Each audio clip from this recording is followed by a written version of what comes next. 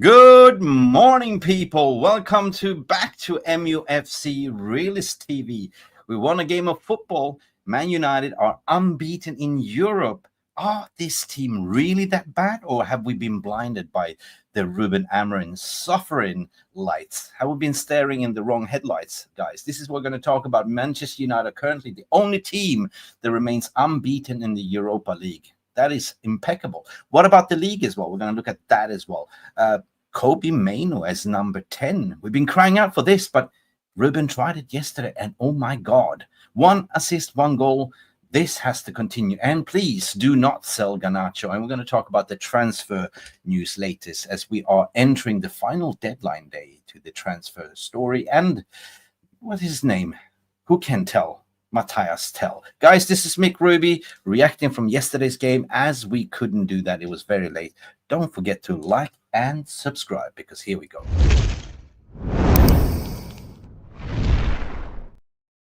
So have a drink on your coffee. And Garnacho! Has the Premier League ever been more challenging? Will you be in the dugouts at Old Trafford on Sunday? I will be here. Definitely.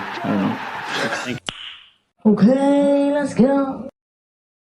And definitely we were there. We were all witnessing what was going on at Bucharest. Beautiful stadium, guys. And sorry I couldn't do the reaction show. The game finished around 5 a.m. in the morning. So that's why I'm up early in the morning here right now, right here, talking to you guys. Man United, guys. Man United. Unbeaten in Europa. Hallelujah. Who thought that would be happening, right? Man United, the only team remain unbeaten in the Europa League this season, guys. Unbelievable. And apparently, if we look at the draws, this has to be the focus for Man United to win the Europa League. It is winnable. It is 100% winnable. But if we look at the overall draw, we can only meet Real Sociedad, which we had a little bit problems with in the past. Galatasaray, this is something that I don't really like. So avoid Galatasaray, but they're beatable. I mean, especially they have Osimhen there on top, of course, and this is Jose Mourinho's team. You know. AZ, Alkmaar, and Midtjylland. These are the last teams we can possibly meet in the round of 16. We can now meet Tottenham Hotspurs, by the way. They're shit. I don't really care about Hotspurs. We can meet them in the final. But guys, these are the teams that we can face in the round of 16. And at the end of the day, this is such a relief for Ruben and the remaining team, because we avoid going in the knockouts. We have more time to recover, rest, and practice. So listen, for me, this was impeccable moment yesterday. And who would have thought that Kobbie Maino as a number 8, right? Kobbie Maino as a number 10. Guys, I want to hear from you guys. I want to hear from you, Kobbie Maino. We've been talking about this channel, like, that we think that Kobbie Maino is being wasted as in playing a little bit deep. He's more of a threat with, in the tight pockets of spaces, using his trickery. And yesterday he showed, right? It was an experiment which Ruben Amorim tried. And it feels like 18 games into Ruben Amorim's reign at Man United, it's been like one hell of an experiment. But it feels like we finally get the gist of who is Ruben Amorim's starting 11. And players seems to understand the system, right? We saw the second half, in my opinion, was the best half. First half was more a little bit controlled, where we try sort of not to concede. We play more of a 5 in the back. We were lacking going forward. But it doesn't really matter. The defense is sorted. I like Bruno playing a little bit in the deeper role as a midfielder, as a playmaker.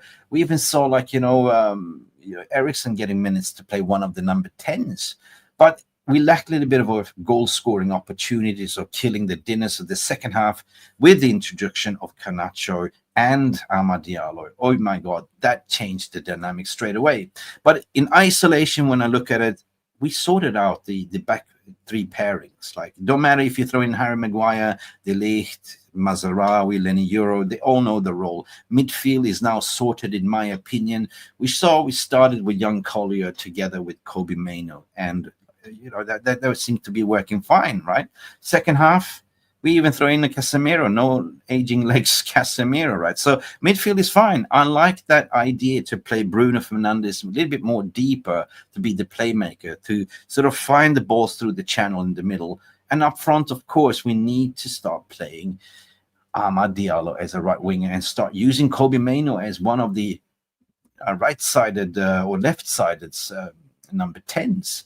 But, you know, the introduction of Garnacho worked well, right? So I would like to see either Kobbie Maino on top together with Garnacho and look at Amad Diallo as a run wing-back. And imagine throwing in Patrick Dorgu to the left, the new signing. Oh, my God. We'll be cooking. Anyway, big up to all of you. Whatever you're drinking, smash the like button. Please subscribe if you haven't. This is the morning brew. I'm having a double espresso, just reacting. We're going to listen to Ruben Amorim's post-match press conference, what he said as well. But, like, guys, I started a poll as well, guys. Like, if we are looking at Man United's remaining games in the league, we do have quite interesting poll going on right now. So basically saying, you know, out of these 5 games, we have Crystal Palace at home. That is the next game. We have Leicester at home, Spurs away. We have Everton away, Ipswich at home. How many out of these games will we win? Guys, get involved in the poll. Get your votes going. We have 3, all of them. We have 2, we have 4. So let that poll going throughout the stream. And guys, keep voting, keep voting. I believe that these are winnable games at the end of the day. Now, speaking about being blinded by the light, guys, 100%, you know, we've been looking at the overall overarching, you know, what Ineos is being doing. We've been focusing on the transfer market, and we've been not really focusing what's been going on the table. That's why I said, have we been blinded by the lights? Guys, at the end of the day, look, you know, the last 7 games, I mean, Ruben was talking, we are suffering, but the last 7 games under Ruben Amorim, wow, right? Lost 1, right? Look at this. Liverpool 2-2 draw, right?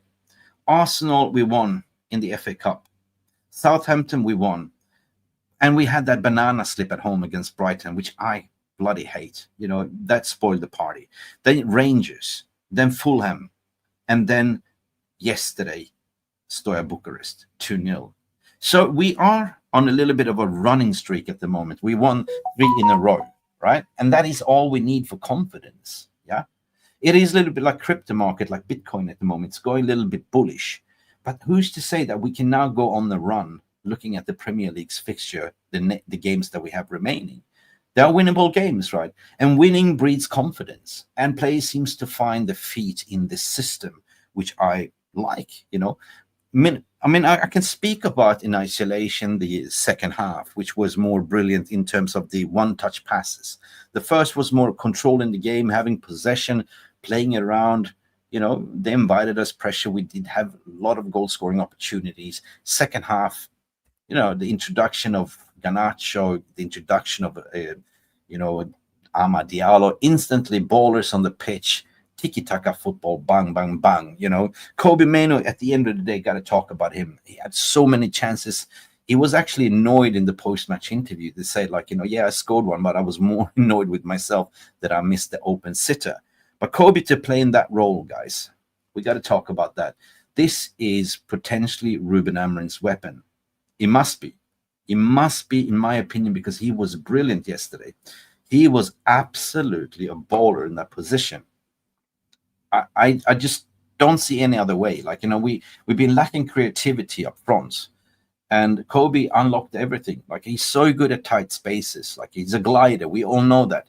And he's been wasted playing a little bit deeper. He can do that role, but you get the best out of Kobbie Maino when you're playing more advanced further up on the field. And we saw that. He delivered receipts, having 1 assist and 1 goal himself, and could have scored 2 more.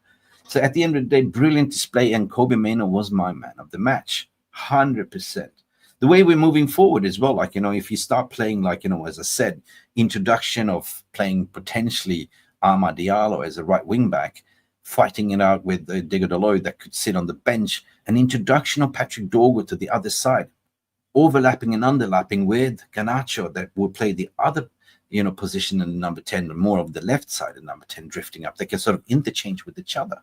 Oh my God, that would be potent all of a sudden. So please, I know there's a lot of rumors. Chelsea's going in with a bid to buy him. I don't think Man United need to sell Kobbie. I mean, sorry, not even Kobbie, not even Garnacho. I mean, I'd rather see Marcus Rashford go before we even sell those youngsters. So please do not sell Garnacho. And if you do, I'll be bloody furious, in my opinion, because he's starting to get it, Garnacho, right? Even manager said in his interviews that he's starting to understand what the manager wants. He's starting to develop. He even saw Garnacho not being selfish, doing flicks, passing it, doing cutback passes and everything. So this, for me, is a more improved Garnacho in starting to understand. It looks like players do start to understand what the hell this system is all about. It's taken them 18 games to do so. Anyway, big up everyone. Good morning to you. Stretch your arms and legs. Who is in the house? We have Dino is in the house. Good morning, Dino. How are you doing? And Dino said it was a good performance, 100%. Has Amorim stumbled upon a new number 10 in Kobbie? Is that why hasn't been playing him so he could get us into the positions? Well, he said it he needed to do something. He tried everything, and we on this channel and majority in the social media has been saying that for months and months and months to play Kobbie as a number 10. Yeah, play Kobbie as a number 10. Mark has been saying that. Jarvis been saying that. Play Kobbie as a number 10. And yesterday we saw the receipts of him doing that. So this is for me now, and the post-match interview, what he said as well. He said definitely this is a new position for him. He was handsomely surprised, guys. So I see this as a very positive right now. We are unbeaten in the Europa League. We need to go and win this. There's no other way. This is the high priority for me right now, right? So if we look at the draw, in the final 16, I mean, we're facing Real Sociedad, Galatasaray, AC Alkmaar, or Midtjylland. So let me know, who would you like to have out of those teams? Certainly, we had problems with Real Sociedad last year. Galatasaray, I just don't want them because Jose Mourinho, the Turkish team, always seems to give us a little bit of a headache. Midtjylland, I will take 100%. But at the same time, it's a measuring stick. If we play like Galatasaray or Real Sociedad, it's kind of a little bit of a measuring stick where we are. So I wouldn't mind, bring it on. Man United on paper should win an Europa League, but let's not get giddy. Good morning, Barman. Good morning. How are you doing? And Barman is saying it was refreshing. We had composed passing in defense and one-touch passing in the final third. 100%. We've been missing that. We've been crying out for that, Barman. 100%. Where has it been? It's been lackluster in the final third, but this is the overarching when you put Bruno playing more deep as a playmaker and you have Kobbie Maino to unlock it, right? Superb. And then you have ballers like Garnacho on the other side as well. Superb. This is what we're talking about. Ballers. You want Midtjylland box. Yeah. I also want Midtjylland. Honestly, I don't fear anyone, what you are saying, Dino. I don't fear anyone at this round of 16. They're all very beatable. 100%. And the most important thing, the takeaway, is that we do get now time to train. 100%. We don't have to worry about the knockout stages. We don't have to play midweek, only one game a week, potentially also FA Cup. But Ruben said it himself, guys. Let's dive right into Ruben's post-match reaction from yesterday. Let's play the clip and listen to what he had to say, guys. Ruben, we are so proud of you. I think we Sorry about that one. 3 defenders in build-up with just one player. But we managed to create some chances. We didn't score. And then in the second half, you can see the opponent getting tired, more slower when he covered the space. We had more space with the players, with Kobbie between the lines, 1 against 1 from Ahmad, and the pace of Garna, I think, help a lot. And there he mentioned a very key point. I think the first half was more, they don't know the opponent. They were more sitting back, trying to sort of see it out. But, the introduction, I don't agree what Ruben is saying about he introduced more pace. Yeah, he did. And having Kobbie Maino, Bruno, introducing balls in the middle, breaking the lines, 100% was amazing. Let's continue. We managed to score 2. We should score more. We had transitions, sometimes 4-2, and we have to decide more in a better way this kind of play. So it was a good game. We did some rotation. The focus is on the next game.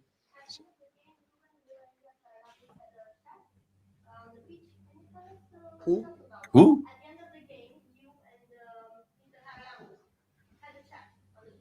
No, it was like just congratulations about the game.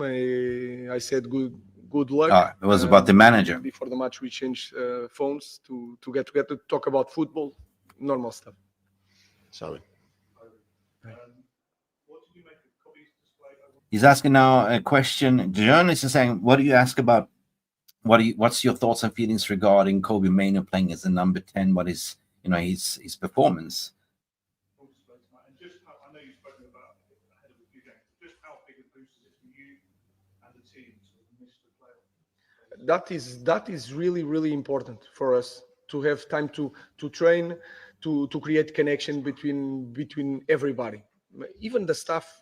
Everybody there in training, go to the pitch, know each other in the right environment. I think is really important. Then you can have 1 week to prepare a game. So you can work in the beginning of the week. You can work your idea, and then you have time to focus also on the opponent to prepare the game in the better way. The players can rest. I can understand better my players and put together the Kobbie position today. We need time to understand the players. He was struggling a lot defending as a midfielder. Now more as a 10. You can feel it that he was so free playing the ball near 100%. I mean, you can sort of dissect what he's saying here. Like, we haven't had time to train. There's been games coming thick and fast. And, he's been analyzing, looking, where can I best use Kobbie Maino and the remaining of the players? He's thought about it and threw Kobbie Maino more up front. And he kind of got the receipts here, 100%.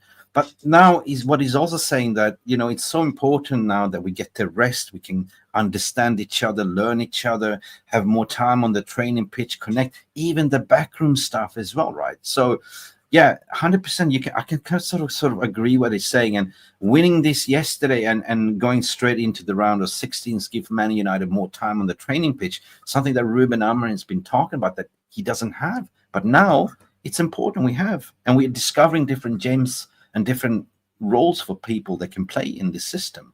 The box and near the box is really good. The small connections. So I need exactly time to work with the players to understand what is the best position for them. You are used to playing beautiful atmosphere. How would you rate the atmosphere tonight? It was amazing. Really nice. Really good support. But you can feel it that my players are used to play in this kind of environment, and there is no environment like ours. Sorry? No, I will not start with that. Just is there somebody for Bucharest you like? No, he doesn't say.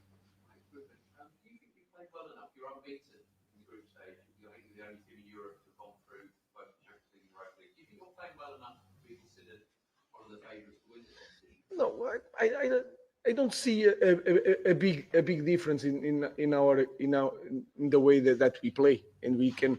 But today we had more time to think, and now you can see some movements. The idea is there because we have more time to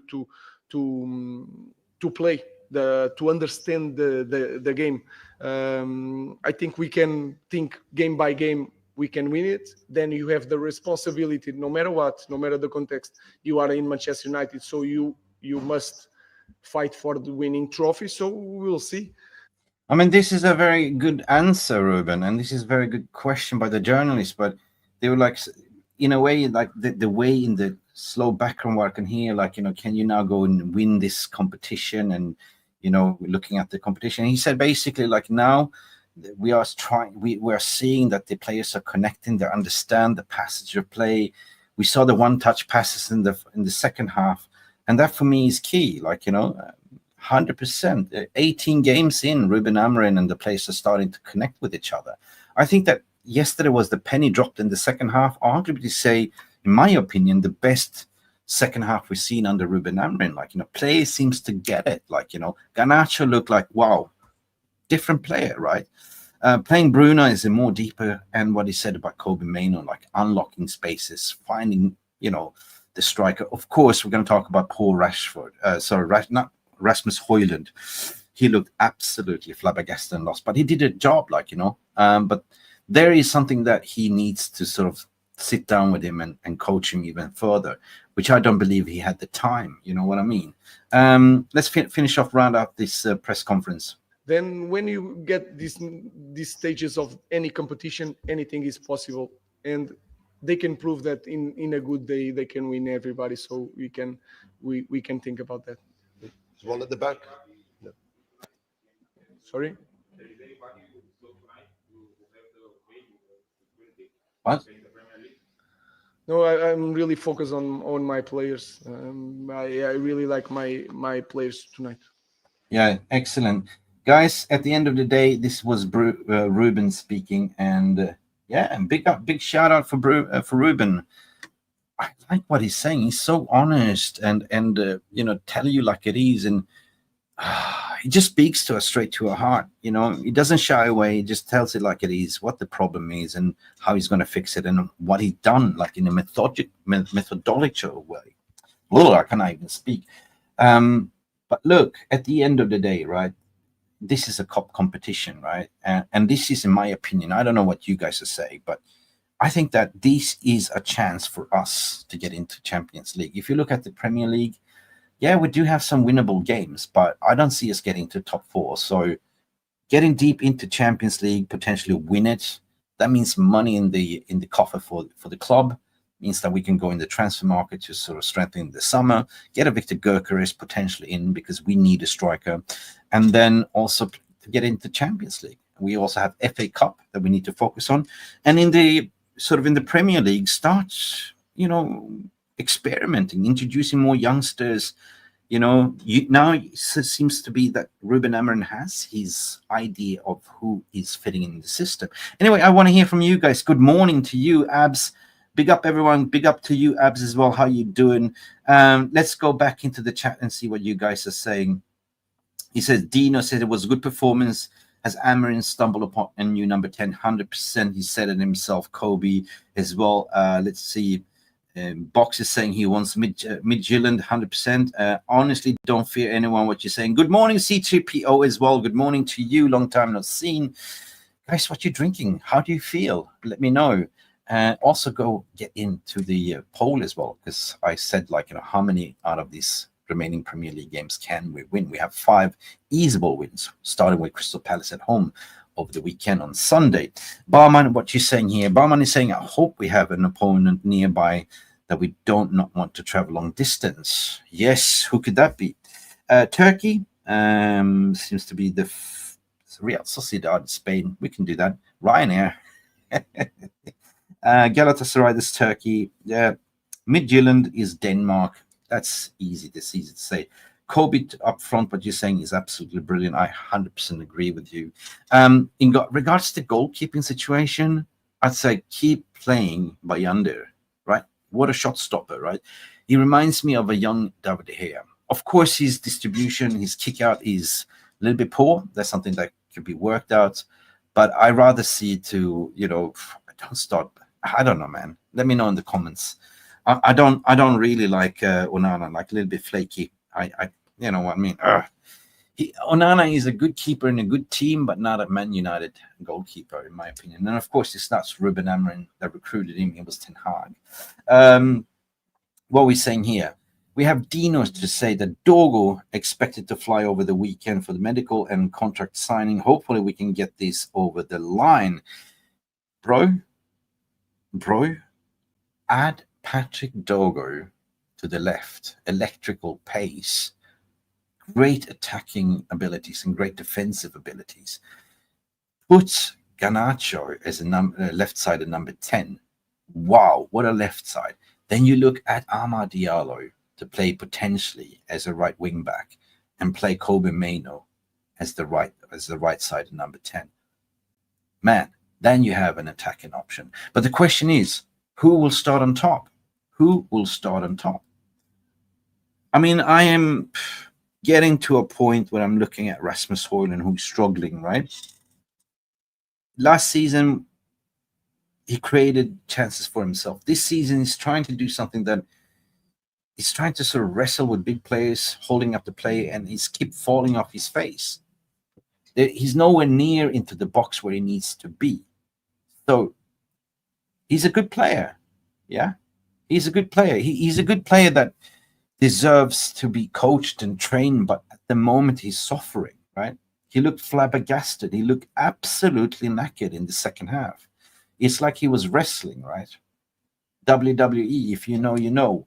But I'm not going to go in and sort of criticize him, because I do recognize that there is development in him. He looks a little bit out of confidence, out of pace at the moment. And 100%, you know, there is a missing key element here. Is a striker. We need a more senior striker on top.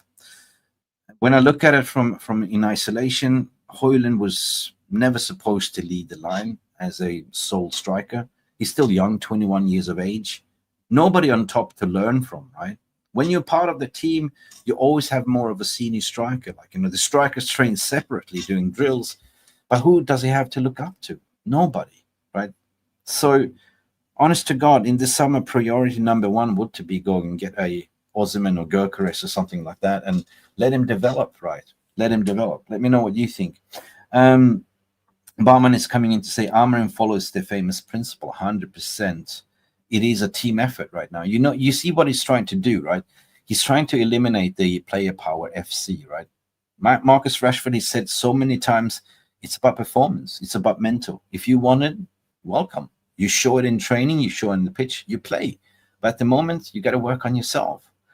So there's no chance in hell that Rashford's coming into the team unless he's kissing the ring of Ruben Amorim and pulls his socks off and starts working, because Ruben Amorim did it himself when he came into Sporting Lisbon as well. He took out the club captain and the club favorite, like, you know, and put him in the freezer as well. Same. And he started building a team that was an image of, you know, team players. Nobody is a star here. Everyone is a star, right? It's a collective. And this is what he's trying to do.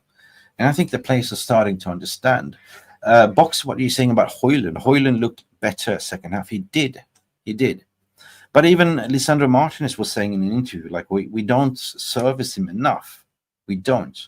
Blitz, what you're saying here, my friend, Mazraoui, right centre-back, De Ligt, Martinez left back, Dalot right wing back, Collier and Bruno, CM, Dorgu left wing back, Arma right. Listen, yeah, you're touching into something that I want to sort of bring up.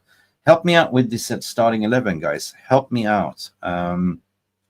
Let's do this, Blitz. Listen, I have something here, right? I personally will start with Bayanda in goal, basically because he's such a great shot stopper, right? I think his distribution could be coached and trained, but I see Lisandro Martinez getting more improved of the old Licha. The only thing where I have a problem with Lisandro Martinez is that he was walking too much with the ball. He didn't progress the ball. When Lenny Euro came in, it was more speed, action, moving the ball, progressing the ball forward. De Ligt did a fantastic job in the middle, and I believe that Mazraoui should play right-sided centre-back. That is his position in the team.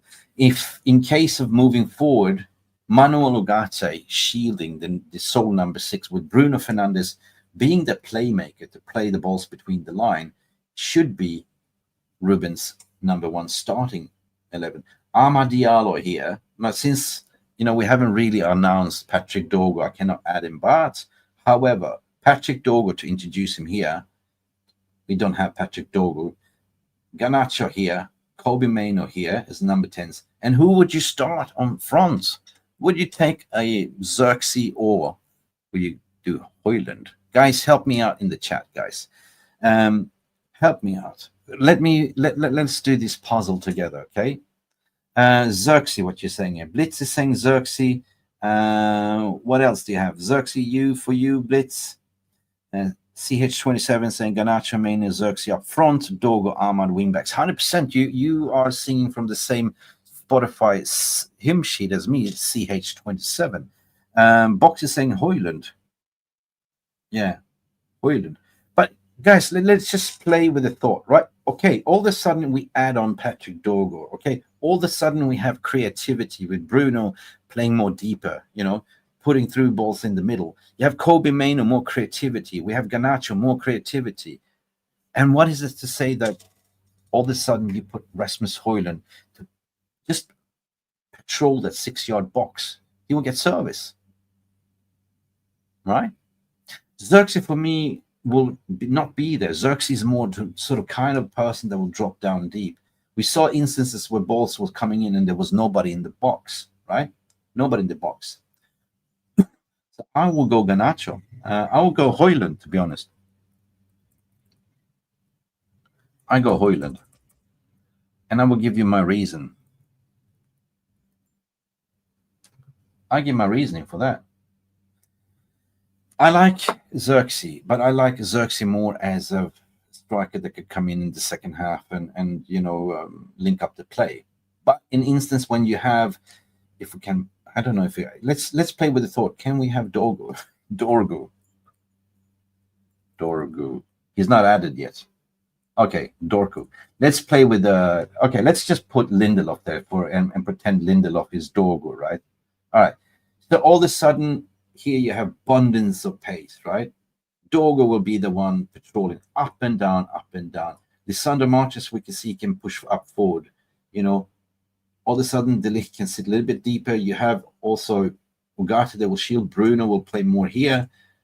And there's the thing. All of a sudden you have abundance of players arriving into the box. And this is what we've been lacking. So if we can teach Rasmus Højlund to say, listen, you just stay in the box, you will get the ball. And he's such a potent scorer when he does get an opportunity. Xerxes, in my opinion, doesn't shoot. He doesn't really sort of tap in the balls. Xerxes are more, okay, give and go. So for me, in the natural position here is Rasmus Højlund. Rasta Sox is saying what you guys are saying here. Xerxes is a better footballer in terms of technical ability, in strength and heading ability, dribbling, passing, 100%. But that's why I said, like, he doesn't take the opportunity to shoot. He's just give go, right? He receives the ball, passes it straight away. And there was instances yesterday he could have been selfish and just stroked the ball, but he didn't. So we need that killer, and Rasmus Højlund is that killer, right?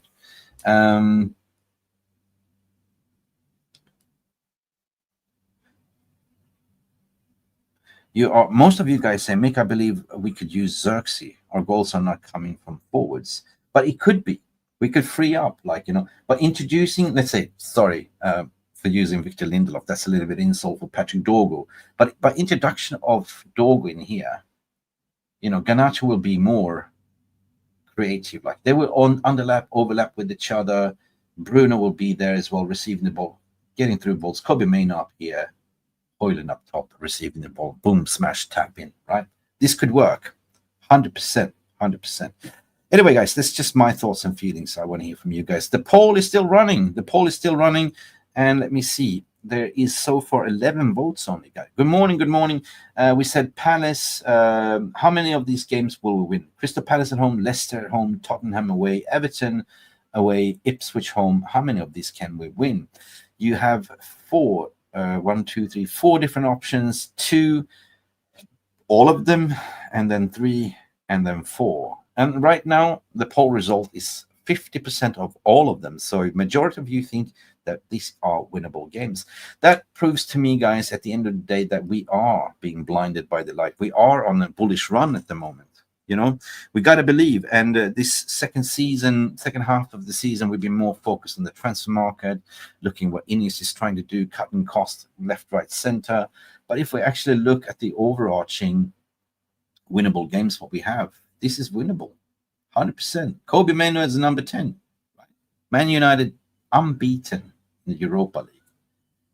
I'm happy. What can I say? I'm really happy.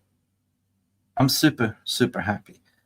We've been blinded by the light, but if we actually look at the last 7 games, guys, Liverpool 2-2, Arsenal we won, United, Southampton we won. Of course, there was the Brighton game, which is annoying me. And then the remaining 3, unbeaten, Rangers, Fulham, Bookers yesterday, and we are playing Crystal Palace at home. Now, Crystal Palace, for me, it's always been a bogey team. This is the one I feared. They have a lot of height, a lot of physicality, but we have to turn Old Trafford to our fortress again, 100%. You have a strange feeling, Bauman. What are you saying? I got a feeling that tonight's gonna be a good night. Yeah, I got a strange feeling that Garnacho and Ahmad are told not to shoot rather to seek others. Yeah, we saw that. There was a ball that Bruno could almost scored. The brilliance of Garnacho, cutting inside, and then the back heel flip to Bruno. Remember in the second half, and Bruno just sprayed it wide. I was like, whoa, Garnacho, whoa, decision making, cool, man. All I'm saying is, please, even if we get a bid of 70 million, don't sell Garnacho. I mean, we're talking about Matthias Tell, right? Let's talk about Tell. Tell has clearly come out to say he's applauded the Bayern Munich fans saying goodbye. So we know that he's leaving, right? But Spurs is being Spursy, doing the Spursy thing. They haven't really agreed with the player as of yet. They've agreed the fee with Bayern on 50. They're desperate to throwing money, Daniel Levy style. Spurs are sitting below us. Spurs are desperate. Spurs are throwing money left, right, center. But the mistake, what they haven't done, is to agree with the player. The player doesn't want to come to Spurs. Player said, I want to go and join Man United. Advantage Man United. But can Man United in the next couple of days to say a loan with an option to buy, a loan with an obligation to buy? Tell for me is a fantastic player, but then it's criminal not to be used by Bayern. Last season, I remember he played against us, in the Champions League, and he scored. He's such a fantastic player that can sort of operate in these tight spaces, and he's got a brilliant shot, right? He's got a cannon. And for me, that would be something that we could do potentially alone with an obligation to buy. We certainly need attackers to bolster our attacking squad now. But I don't think that at the end of the day, if nobody comes in, if we can't do the deal, depends on Rashford, get out of our club, free up the space so we can actually bring in Tell. Who can tell? At the end of the day, nobody can tell. The transfer window is closing on Monday, I believe, 11 p.m. So, guys, what would you say? Would you take Tell? I can't tell, man. Tell seems to wait for the loan from Man United. 100%. He's doing like Marcus Rashford does. He got a proposal from Fat Sally to get married, but he's waiting for the slim hot Margot Robbie to come and sweep him away. Margot said, I want you, but wait a minute. I just got to get rid of Brad Pitt here, which is Marcus Rashford. Anyway, so guys, I believe that it's going to be a very interesting. Tells the story he wants to join Man United. Arsenal looks like more they are trying to go for the Ollie Watkins signing Chelsea. I don't know what the hell they're doing at the end of the day. But he said he wants to Man United. So if you want to play for Man United, Tell, welcome to Man United. We should see. It should be very interesting. A couple of days left. What will happen to Rashford? Will he go to Barcelona or Galatasaray or whatever? But he's definitely not coming into Man United team. And if he does, he bloody has to kiss Ruben Amorim's ring and start being lazy and train. Guys, it's been Mick Ruby for MUFC RealistTV, gassing it up this morning, but not really gaslighting. Guys, like and subscribe. And guess what? I should wish you all a happy Friday, TGIF, and enjoy the rest of your week. And we'll be back on Sunday for the game against Crystal Palace. Guess what? Glory, glory, Man United, and we are unbeatable. Let's go. Thank you so much for stopping by and watching MUFC RealistTV. Don't forget to like and subscribe and follow us on the socials.